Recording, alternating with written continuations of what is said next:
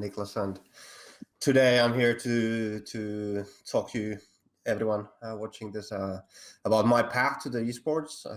It's I think it's pretty, in a way, similar to many like old schoolers out there, because a lot of luck has been involved getting here, but hopefully in the future there's more organized paths for students and such to get to the industry, and that's what I'm hoping for, and hopefully my journey teaches something. And after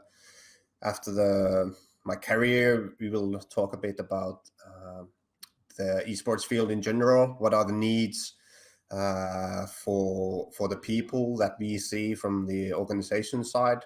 What type of people we need as employees in the future, and what are the paths that students could take to work in this industry? Because of course the gaming is just a small part of a bigger field of expertise or industry. But yeah, let's begin. So currently I'm the general manager of ENCE. It took me a while to get here, but I started as a pro player, as many of the people working in the industry at my age. I played in two different games as a pro. The first game, I got a pro status, so I played in the pro league. Was World of Tanks. That was at the 2013 and 2014 when I played that game as a pro. And I also worked as an analyst in that game for 1 year. So I went to the grand finals, which is pretty much the world championship of that game, and then 4 smaller events where I was analyst as well at the analyst desk. So that was pretty much my first touch to the pro scene inside of the scene. Of course, I had played CS 1.5, 1.6 at my youth a lot. If there is older people watching, I'm sure they will remember a clan base, which was the ladder to go back in the days. And that was great times. I played a ton of games in there. That was I think I had 1,000 matches in the clan base among different teams that I played in. So a lot of games in there. And the clan base was famous in a way that if you lost in game, you would won in the site, because it was pretty much after every single match there was conflict of something, wrong nicknames or whatever. But that it was a clown fiesta, but that was the best thing we had at the time. So good memories. And of course that was a pioneer site at the time to get people to play against each other. And of course CS was just one of the games that was played at that site. There was other games, Call of Duty 4 and such. Before that, Call of Duty 2 and the United Assault or whatever that was, and all those games. So there was a lot of different games that was played from that side, but of course the CS was the biggest one. And then I quit the World of Tanks scene at 2015 January, and at the end of the 2015 it was December, I think, when the Rainbow Six Siege came to alpha, and that was my first it was beta, and that was my first touch to that game. I actually asked my little brother if the game is any good, because he had the alpha access, and he said that it's complete shit, that don't waste your time with it. But I was always a fan of the Rainbow Six scene, so I wanted to check it out anyway. And well, what a trip that was. That ended, or the highlight of that trip was pretty much the winning of a pro league 2017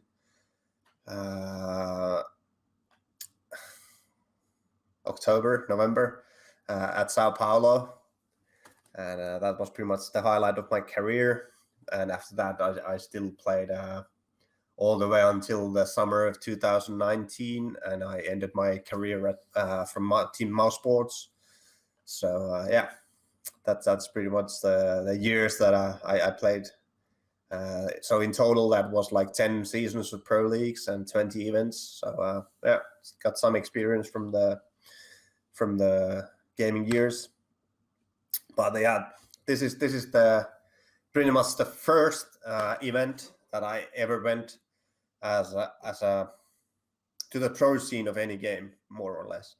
And this is why I kind of wanted to talk about this, because at the beginning when I said that there was a lot of luck involved in me starting the pro career, well, not really the pro career, but getting into the esports, and I think that's the case in many situations. But for me, it was this event, and I was playing the World of Tanks every day, more or less, and I was streaming it. And we had this team called Freefall, which we qualified for the Pro League or A Series. I can't remember anymore, but it was one or the other. And the esports manager of World of Tanks actually contacted me, and he said that you're playing in Team Freefall, and you guys are doing really well, and you have this nice stream. You're polite. We like your English and your opinions, because I was like, I had this like educational stream where I was talking all the time what I'm doing and why I'm doing it, and because the like World of Tanks was more like slow-paced game where you have a lot of time to tell the decisions you're making. So they like my style of streaming that game, and they said that, hey, we are going to have this grand finals for the Wargaming.net League, and we need 2 guys to the analyst desk, and we were thinking if you would like to come. And that's like the world championship for that game. And I'm like, well, I just got to the pro scene, and now they're asking me to be at the analyst desk for this like biggest event in the game. Like, okay, that sounds pretty interesting. And I'm like, I have never been on camera at all, except of course my streams, and like no clue what that is. But I've always like thought that if you get opportunities in life, you should always at least try them, because you never know what happens. If you might like it and such. So I was like, yeah, okay, I can come. Had no clue what to do. Had like no experience about being an analyst or whatever. I went there. I did my homework, studied the teams, their play styles, because that was, of course, from the pro background that I or the small pro background that I had at the time. I was like, well, okay, this is what I know, and I know a lot about the tactics about that game. So yeah, I at least I can be like expert on that side, even though my presentation might be lacking. And yeah, I went there, and we had these amazing people there. This Joshua Gray was a really nice guy, and he pretty much taught me in more or less in like 1 hour what to do, how to behave at the desk, what not to say, what to say, and all those things. And he took really nice care of me and Milos, which was the other guy we had there. And yeah, a super guy. Really helped me to get to the analyst desk, and yeah, was able to meet a lot of amazing people there, including Pansy, which is you might know her from the CS:GO casting desk, or PUBG casting desk. She's doing work there. So yeah, she was at doing World of Tanks at the same time as I was. Yeah, it was a pleasure to meet her as well and get to know her. But yeah, amazing times. Didn't really get any like good accomplishments in the World of Tanks. The best one we had was we won this A Series, which was the Challenger League that we qualified for the Pro League. And then during the Pro League time, there was this like European Championship thingy, which had like national teams, and we won that one with the Finnish guys. So those are pretty much the best achievements from the World of Tanks career that I had. But more so, I value this like experience that I got from the analyst desk work and working on the background, because I was able to see. It was done by ESL, so I was able to see how ESL works, how the stream is done. I was able to meet the directors for the broadcasts and different talents, how they prepare themselves. So I got a lot of knowledge that has been like useful after this time. So really grateful that I got the opportunity at the time to do that. And yeah, that was the gateway for me to the pro scenes or pro esports. And yeah, good memories. Then like I said, at the January 2015, I pretty much burned out to the game and didn't really want to play it anymore. There was I guess I could say like conflicts or such among the people working on that game, and that pretty much shut the door for me as well in working on the analysis and such. So I was like, yeah, okay, this scene is pretty much done for me, but let's see what I can do in the future. I didn't have any plans to be pro in any other game after that. Wanted to follow different paths on my life. I of course, all this time I had my like day job at the same time, so that's actually an important note as well, that many of these old schoolers like myself, we always we had a day job, and then we did all this stuff like esports stuff during the evenings or nighttime. So I wanted to do better on my like day job, so I concentrated on that for the pretty much 2015.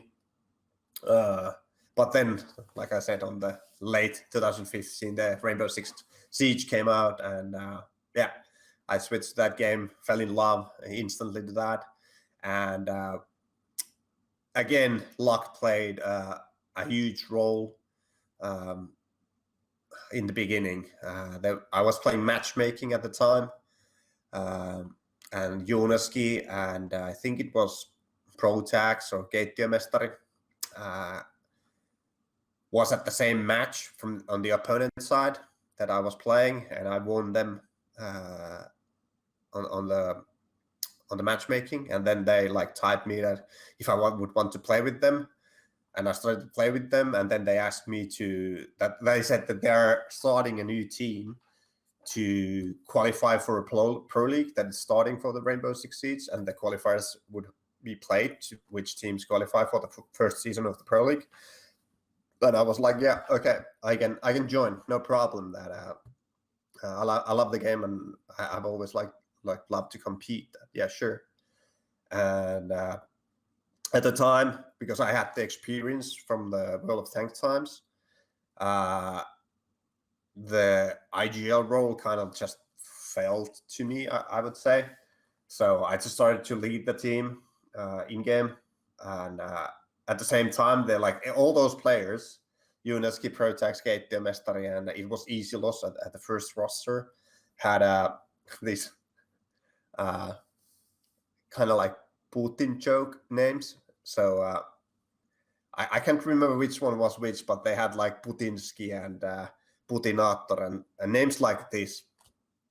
And then the name of the team was Putin when I joined. And I'm like, hey guys, I work with ESL. This is never going to go through if you go play the qualifiers. That your names need to change, and the team name needs to change. And they were like, first they were like, nah, this is good. But I was pretty persistent that those need to change. And then more or less one by one they like understood what I meant, and they changed their names, and then it came to Protax and Junaski and Keittiömestari and Easyloss, the names. I don't know if they used those even before that, but at least they changed them to those names at that time. And then we had to make a name for the team, and I can't remember who was the guy who came up with the Gifu, which was like a big joke for us at the time. So because the Sisu or Gifu candy box had this like fracture font, so the big G and the small F in that font type are small, big S and small s. So it's Sisu and Gifu, they are the same things, and it confused the like shit out of everyone. At least the like foreign people and the casters, and they were like calling us seafood and such. Like they were always like, what do we even call these guys? But yeah, we managed to qualify for the first Pro League season. I think we were the second seed to qualify for the Pro League, EU Pro League. Only lost to a team that actually had a guy who got banned from cheating before the Pro League started. So yeah, pretty good in the qualifiers. And that's the like original team, excluding Mackel, which was a friend of Junaski, and he was our like stand-in at the Pro League starting event in Katowice. So we the first Rainbow Six event ever was at the IEM Katowice 2016.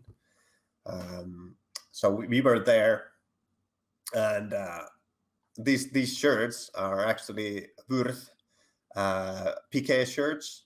You can see the logo even in there. And we had to make some shirts. So I just was able to get those shirts. I was working for the company at the time. And then I took like white cloth paint or paste and made a saploon myself to like make this logo to these shirts. So those were like complete homemade jerseys, more or less, with the names on front and then the nickname on the back. And that we played the first event with those. Oh, there was 2 games that all teams played at the event. And then after the event, we were able to watch the Fnatic, and I think it was Luminosity Gaming, like CS finals and the StarCraft finals in there. So we were able to enjoy the Spodek Arena, full house, all that good stuff. Get the experience, like pro esports pro experience, because we had the player badges, so we were able to walk everywhere and such, and yeah, good way to start the Rainbow Six scene. And then we upgraded the jerseys for these like print jerseys. But that was the beginning of the Rainbow Six career, and it lasted all the way to the 2019 summer. So that's what is it, like 3.5 years of competing in the pro level of Rainbow Six Siege, and almost all that time I was working at the day job at the same time, excluding my last stint at the Mouse Sports, because at that time was the first time for myself personally then when I was able to call myself a pro player, because for me being a pro was always that I can pay my bills from what I do, and that was the first time I was able to do that. So that was for myself the first time I called myself a pro. Of course, the scene and such has called me a pro for a long time before that, but I think definition of pro is that that's what you do and you get your living out of it. So that's what it took. But yeah, the Rainbow Six, it went pretty well. We had good results on the EU. We always had a good beef and competitions with the Penta roster, which turned into the G2 roster, which is the most successful roster in the history of Rainbow Six. So even though they most of the time won the championships of the like Pro League finals, where all the 2 best teams from every region met. We still were able to beat them at the EU Pro League a couple of times, and then of course at the 2017 season 3 finals, we were able to win the whole title at the Pro League World Championships. And that's pretty much it. Was the highlight of my career. I also was part of the 2 different 6 Invitationals, which is the biggest tournament for the game, which is actually, by the way, going all the time right now, because it's normally at the beginning of a year, but because of the COVID, they switched it to the spring, so they're holding it now in Paris at the time I'm talking right now. So if you want to check out what Rainbow Six looks at 2021, take a peek. There's good matches going, and I could actually now show you a small video from my career, which was done during the season 3 World Finals, and a bit after it, before the 6 Invitational 2018. So let's take a small look. This will be 5 minutes and 28 second video.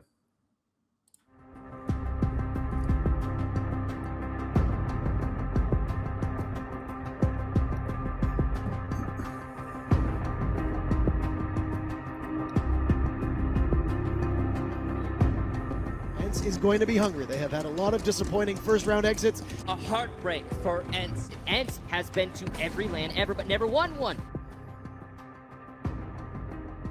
I guess you could have the mindset of a loser when you lose so many times at the quarterfinals, but most of all, I was sure that if we do the hard work, it's gonna pay in the end.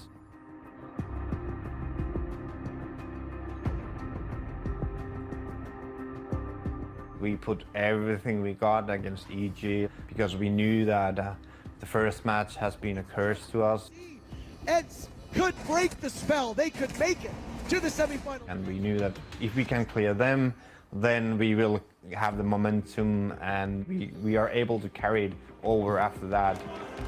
More to go, but Pinari finishes it, and ENCE moves to the semifinals. This is unprecedented. ENCE has never done this before. They've never played at this level. The feel was amazing because we finally won in quarterfinals after a long period of time, and also the Brazilian crowd, that they were just amazing. They cheered for us during the whole match and after the match, and it was just those moments that you're going to remember the rest of your life.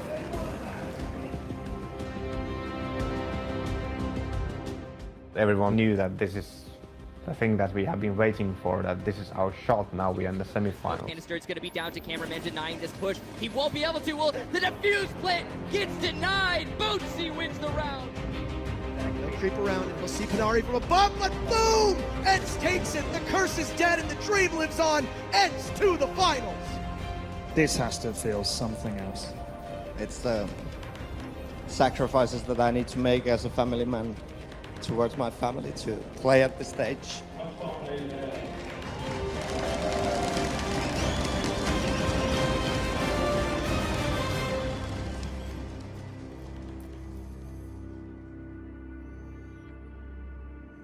I guess it's the combination of everything that kind of catches you off, because when you have a day job, family, and then you practice, it's always hard to do so many things at the same time. And when you want to compete at the highest level, you would just want to play more and more. My day job is at the moment area sales manager, so I'm traveling around Finland about 60,000 kilometers per year. If it's like 3 hours, I stay at the hotel and come back the next day, do customers on the next day as well. A lot of nights at the hotels, a lot of nights away from the family. Siege, having family, having a day job. It's just balancing on that thin red line. If you want to play more Siege, put more time to the team, you're sacrificing more time from your family or your free time. But I think it's like everyone's dream that they could one day only concentrate on Siege. That would be their full-time job, and they could do that.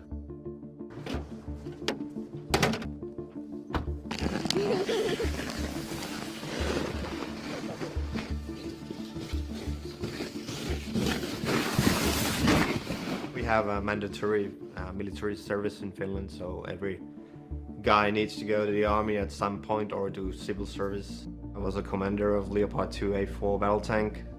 If you're a leader in any place in military, you need to be able to work with different kind of personalities. So I think it's a good place to teach that aspect of leadership, you could say. From the beginning, we wanted to keep the same roster the whole year. The chemistry inside the team is so good. You can always change the players and try to hit a jackpot, or you can take the long route and keep the players and work with those players until you finally get it.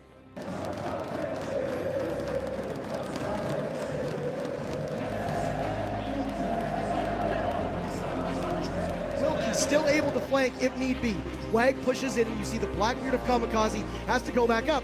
Willkey does some damage, tries to go for the Blackbeard. He drops him, and that's Diffuser down as well. He proves to be the better Navy SEAL operator. Bootsy adds to Wag. You call them ENCE, we call them champions. ENCE takes year 2, season 3.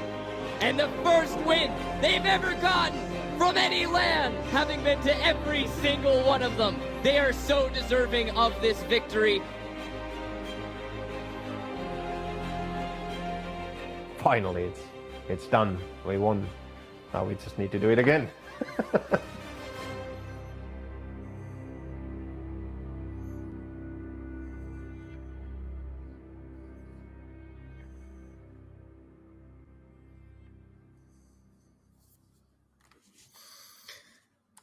So, yeah, good memories, and the harsh reality check of esports to the end. So, yeah, won the Pro League, and then for the next season get kicked out of the Pro League to the Challenger League. So that's the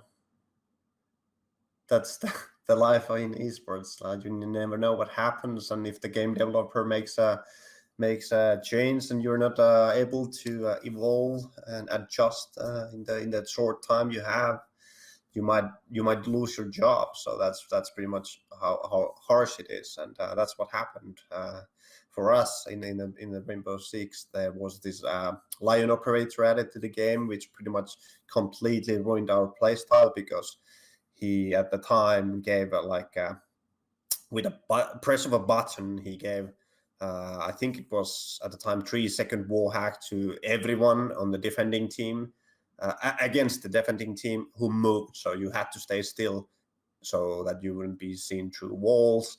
And our whole play style was to have this active defense where we are moving all the time around the map, and especially when the enemy tries to execute, we at the same time do our pinching maneuvers to ruin their plan. But if you have a guy who completely denies that by giving the wall hack, if you move, we couldn't play our style, and didn't understand at the time to change it in the right way, and lost our Pro League spot. But yeah, we grinded back to for the next season, and so we were out of the Pro League for only one season, got back in for the next one. So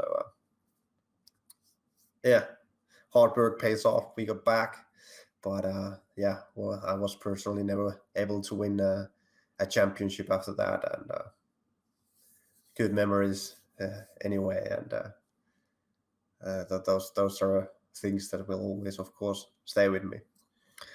But we could keep going forward. Here's some pictures. So this was the winning team that we won the Pro League. So it had the Bouncy, Kantaraketti, who now plays or currently plays in G2. We presented ENCE at the time. Of course, Bouncy has retired. He's I think he's like diplom engineer or something.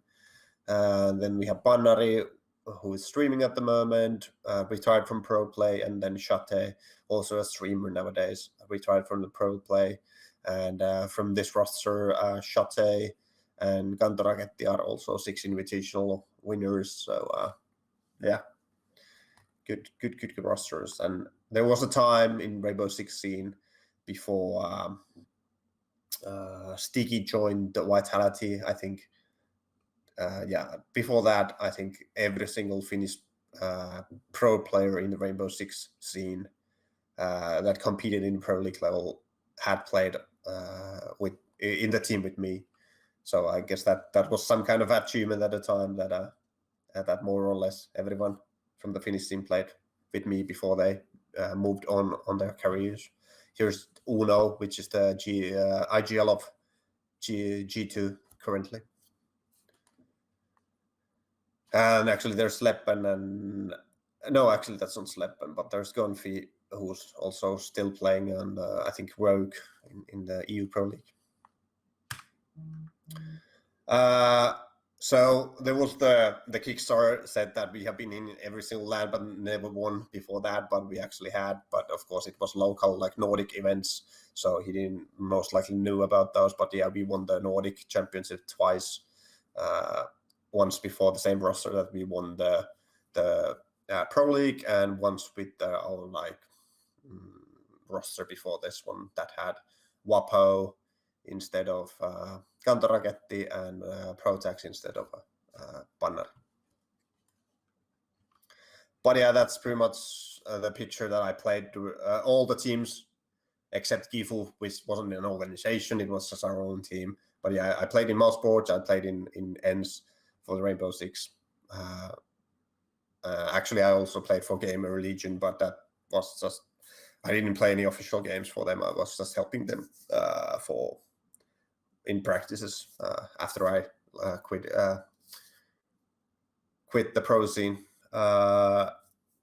And in World of Tanks, I played in Freefall and Spale and Drooling Leprechauns. So those are all the teams that I have played in. But in Spale, I didn't play any pro games. I was just stand in that one.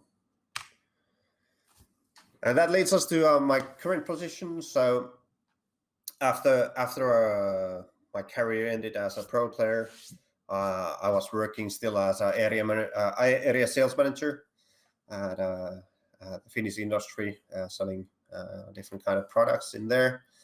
And of course, I was still keeping contact with ENCE all the time because I had a good relations with Natu and Petri, who were the two leading guys in the org at the time. And they had hired Mika Kuusisto as our CEO already at that point. And they had a need for general manager at the organization.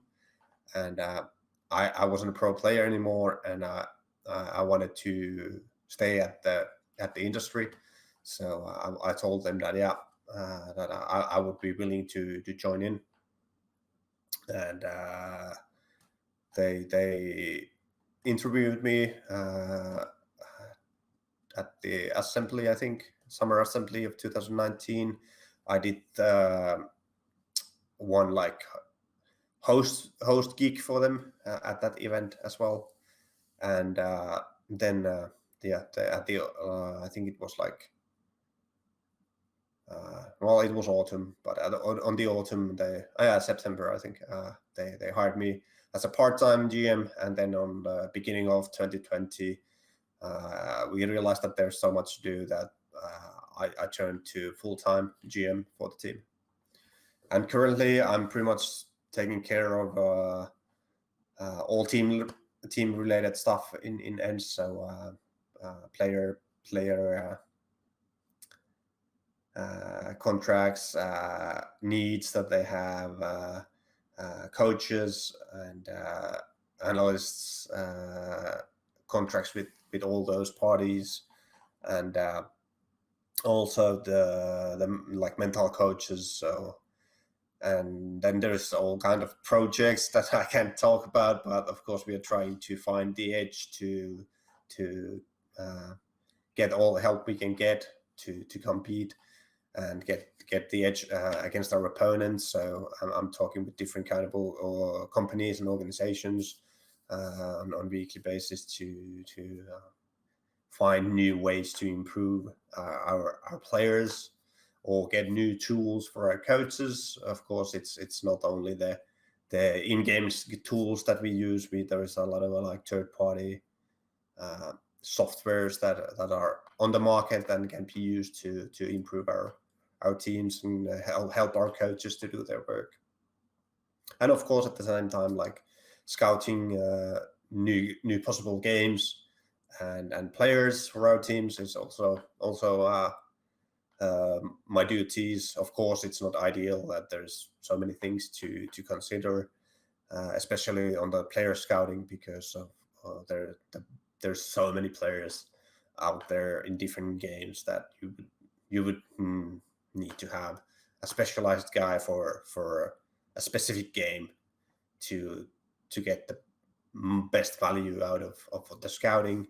But of course, the industry is, at least in Finland, not yet there to that can be done, and like put the money to one person to do that. So it's pretty much that I have to do that as well. And now that with the recent news also that we had to find a new player again or stand in because of Alu's step out due to personal reasons. That was also we had players in mind that we want to try. I had discussion with Eetu, our CSGO team's coach, and then we took Hades as a stand-in. They played practices, and I wanted to see all those practices as well, the demos for those to get the hang out of the guy, how he will fit into the team and stand in for Alu for the time being. And of course, always like calculating the possibilities that if you need to keep him for a longer period of time. So all those are my duties for the in ENCE at the moment. And then we have a bit time to go, so let's talk a bit about the challenges or in esports in general, and some things that I think students should understand and realize as a pathways into like organizations and into the esports. So the player career is of course one way to do it, because then you will have a name for yourself. And if you are a player wanting to be a player in a pro team, the biggest thing for you to do is to make a name for yourself, be really loud about yourself. And that's really hard, at least for us as Finns, because we really want to make a thing about ourselves, but that's pretty much the opposite you have to do. You need to be really loud, make yourself known in social media, in let's talk about CS, in the face it, in like lower tier teams, be all the time like streaming, being active on Twitter and such to let people know who you are, what's your skill level, try to get into the team, play well, be a good teammate, practice your social skills inside of the team to be a good teammate as well, for your like socially, and then just build the fame around you, because that's pretty much what you need to do. Otherwise, no one will ever know who you are, and it's really hard to find a team. But putting the name out of the open, that's the number one for you to do. And then for the other guys or other people who know that they don't have the skill level to be a pro player, and this is the important part, because this industry is so young that there's so many jobs out there that haven't even been invented yet for this industry. So you need to have your like spider senses up all the time, feeling out that what could be helping the organizations, players, to get better, and trying to figure out the way that this is something that the esports organizations would value, and then start like practicing, studying that, and find your passion. Because if you don't have passion for what you do, then it will just feel as a work, and you will do it the time you have to do it, but you don't put that extra effort to it or oomph. And but when it's something you really like to do, you don't really watch the clock. You just do it, no like matter what time of the day it is, and then it doesn't really feel as a job. It's more like a lifestyle for you, and I think that really helps mentally, because this industry can really burn you out quite fast. But at the same time, I must admit, I'm not sure what in these esports schools are being taught, but it's really important to understand that the stuff that we need at the moment are the people that do the work behind the scenes, like multimedia producers who can film, take pictures, edit those videos, pictures. Those are really important guys for us, because or girls, because it's pretty much outside of the games. We are just a media company, more or less. We are as organizations producing content for consumers to consume. So we need people who can do that content, do it professionally, do it fast, and have fast minds to plan these different kinds of contents to do, and that's like really important like skills to have. Also, all these like social media workers, big part of organizations, posting all this stuff, building the hype up. So that's like the part of the marketing side of the orgs, and that's one way to come to the industry. And then of course there's also like from the finances, so you need to really be know these how would you say it, crafting or creative titles. You could come from the finances and have understanding of finances and the laws regarding the finances between different countries, Europe, EU, US, Asia, because all these affect to each other, and it's like a big spider web that you need to have guys that understand that all these things affect each other. So that's also one way to get into the orgs or tournament organizations. So that's one way to come. And of course then player agents, one way which is still quite unexplored field. There's a lot of people who try to exploit the players, and I think that's pretty sad. You should have managers and agents who want the best for their players, and the players to understand that this guy actually wants the best for you and not for himself, and that's one way to get in. And then of course there's many other ways, like the mental coaching and such. It's just you need to have clever mind to find your way into the business. It's a lot more than just the gaming. And here's I have listed some problems that we have in the industry at the moment. Taxman is all-time favorite of mine, because when I was playing as pro player, my tax percent for the esports winnings was like something like 48%, because there was Finnish society they didn't understand what it is, and you had to have this sports athlete like secondary tax card to tax yourself, and that was just a lot of taxes. And of course, then if you don't want to be like working, but you want to be part of the esports field, I think the academic systems is something that I would want people to invest into, because there's in normal sports there are all these like little clubs for little people to teach them all the necessary skills that the players need to have to be a pro player, because being a mechanically skilled player is one thing, but you need to also be socially skilled, because that's like at the highest level. The mechanical skills are the differences between those are so minor. It's all about the social skills and mental skills, mental strength. So to teach those from the young age would be really important. It's hard task to do when you don't have these like soccer fields or ice hockey arenas where people would come and you would teach them in there.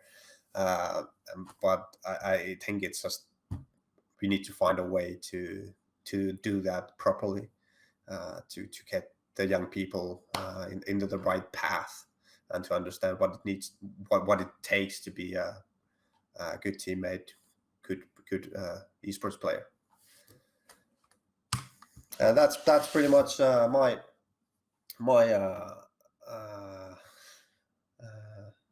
part of this talk, and I thank everyone for listening. And if there's any questions that have arise from the chat, I think Richard could take over from here. All right. Amazing. Thank you very much, Niklas. Please, for the question period, just answer in the Discord push to talk, just to make sure that I can hear your answers as well. Okay. Perfect. Once again, thank you very much. Very informative for all of us interested in the business landscape of esports as well. So we can go right to the questions in chat. I believe a few have come in already. A question from Vinny. Thank you, Mr. Ojalainen. I would like to ask, how have you dealt with tilting and conflicts in your teams? Yeah, good question. I think that was for me personally was easier for my a lot of my teammates, because you could ask from anyone, but I'm like one of the like most chilled persons out there. I don't really get angered easily, but when I do, it's like from 0 to 100 instantly. I'm that type of a guy. So when I tilt, it's like the hell is broken. But it takes quite a bit to get to that point. So, but I think for IGL, that's you need to be willing to take a lot of like shit and understand different like personalities and how to. This is really harsh word to say, and it can sound bad in a way, but you need to be able to manipulate people in a good way, because in the end you want to get the best results from everyone. Mm-hmm. So of course you don't want to make any like bad things happen, but you need to, okay, this guy likes that he's talked in this way or said that this way, so you know that he is gonna take it in the best possible way. Okay, yeah, that makes sense. But yeah, it's I guess this was a kind of bad answer, but I think just like try to remind yourself to like just calculate to 10 and stay cool, and before you open your mouth, just think what you're about to say. All right, perfect. So always think first before you speak. Yeah. I think that's a good piece of advice. A question from Lul Marco. Is ENCE considering joining League of Legends industry at all anymore? I wouldn't say never. It's just that it's really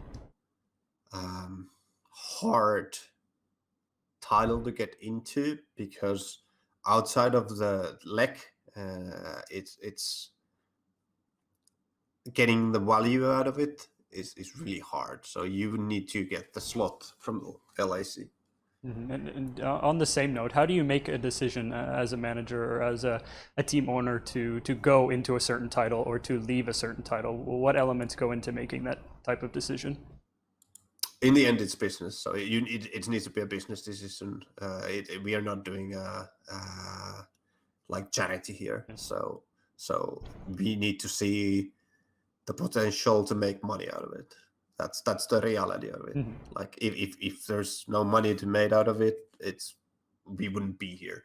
So we need to be able to make money out of it, to pay the salaries for the players, for the guys at the office. Like I said, we even us, we have over 10 people doing like all this content and social media posts and such. So you need to have a business model for the title to work. Okay, perfect. A question from Elias here. Thank you so much for your insightful talk. And also, how do you overcome nerves as a player or a business professional? I guess this is kind of, at least from my part, goes pretty much side by side with the first one. But well, I think it's good when people who have followed us know that there was this big firestorm at the end of 2020. There was a lot of people who were like really like sad about what happened and turned down and such. And even at my home, I was asked like how you can be so like chilled and like not worried, but I think that's like personality thing for me, that it's in the past already, so it doesn't, like, no matter how much I worry about it's not gonna change. The only thing I can change is the future. So that's like my mindset to everything, because I can't change the past, I can't change the future. So I put my full focus to the future and not really worry about from the past. Of course, I want to learn from the past, that we don't make the same mistakes twice. But trying to put most of the focus for the future, how to make things like better and improve. And because well, once you stop like improving, evolving, you're gonna die. That's how it goes. Yes. Exactly. You mentioned youth development and grassroots development in the space as an opportunity, but do you see any other key opportunities or innovations that can be done in the scene throughout 2021 or going into the upcoming years as well? Anything that's missing from the space or opportunities that you see? Yeah, like I said, it's so new industry that there's so many things that have been like unexplored. So this is like pretty much the age of explorers who can come up with the most like innovative ideas to help the orgs, help the industry to evolve. They will be like in a really good spot. But what those are, I can't really help you, because if we come up with something, of course I'm going to keep it with ENCE as long as I work with them. But yeah, the academic system is really important. That it just needs to be built, because we don't have the same luxury than like conventional sports have, that there's all the time new talented young people getting fed to the professional teams that have been taught from the young age the core skills to be a good player in whatever sport they're playing. So when we get a new player, it's usually a young guy who has played a game and then he, or like over one night, more or less, if it's something else than CSGO, I mean, he turns to a pro player. So he in most situations, he has no idea where he's jumping in and what are the expectations to put on him, and how to behave inside of a team, how to behave towards your teammates. So all these things need to be taught to him in a way, and it's just, I think it's just one place that we as an org need to, when we want to sign a new player, we first need to taught him how to pretty much behave, because that's something when we are talking about like professional athletes, that's something you would expect, that they know how to behave in a team environment, but it's just that they haven't been taught to do that. So at the moment, I personally value really highly every guy who has like a sports background, because I know someone has taught them these things.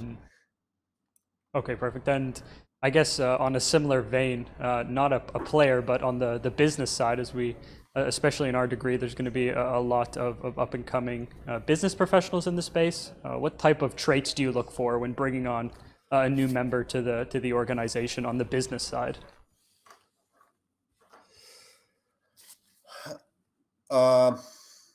Well, that more goes to the field of our CEOs, like expertise, because he's of course taking care of the.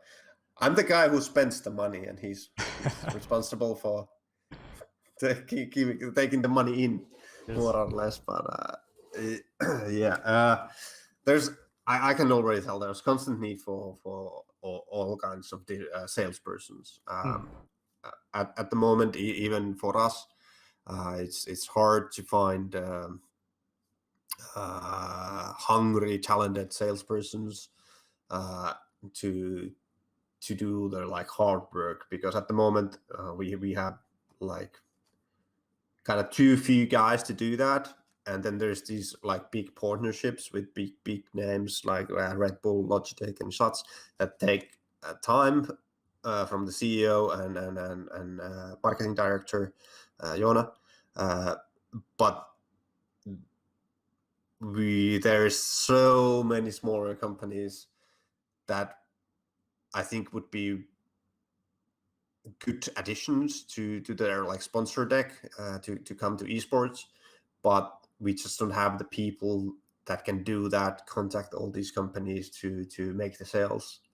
So I think the easiest way to get in at the time is through sales, because every single org, no matter how big or small it is, they need people who can sell. Yeah. Okay. Perfect. I guess don't want to take too much more of your time, so we can have one more question if there's any more in chat, or I can ask one of the pre-submitted. I guess this would be a good question to end off on. Do you have anyone who helped you most in your early career? Any mentors or anyone in the space who really helped you out at the beginning of your career, or as you were making the transition from a player to the more business landscape? As a player, I would say it was the ESL staff during the World of Tanks times, because they taught me that I'm just a player in a sense, that I'm just a small piece of this big puzzle, and because I was able to see all those like people behind the scenes, it kind of like opened my mind that what I do as a player is not really, it's important to me, but it's not really important to anyone else, because it's the show that matters, and everything that goes to the show is what esports is in the end, because we are doing show business more or less. Okay. But then on the business side, I think it's just all my like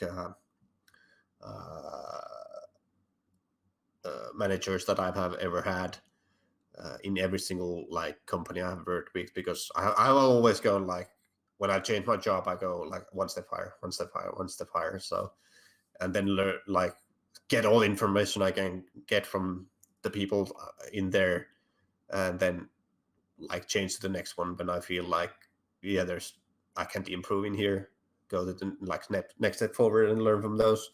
So it's just, for me, it has always been like self-improvement to like feed myself with information from people more experienced than me. Okay, awesome. Well, I believe that's the last question. So thank you very much once again for your time. We really appreciate it.